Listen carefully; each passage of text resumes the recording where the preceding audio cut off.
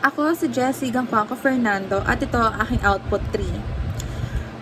So, if you're familiar with TikTok, sa TikTok kasi pwede ka mag-stitch ng video. So, ang aking gagawin sa issue na ito is i-stitch ko yung video ng isang influencer stating the wrong information about an issue.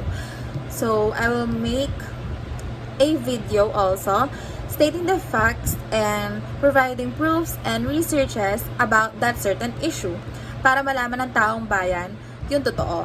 Kasi, ang pangit naman na alam mo yung totoo, tapos hayaan mo na lang yung iba na maniwala dun sa kasinungalingan na sinasabi ng iba.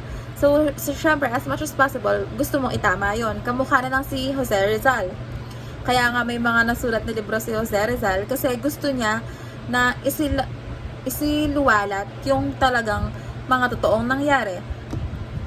So, kasi nga concerned citizen si Jose Rizal, kaya nga siya naging bayani. Kasi wala naman tao na gustong magpaniwala sa isang kasinungalingan. Kaya yun po.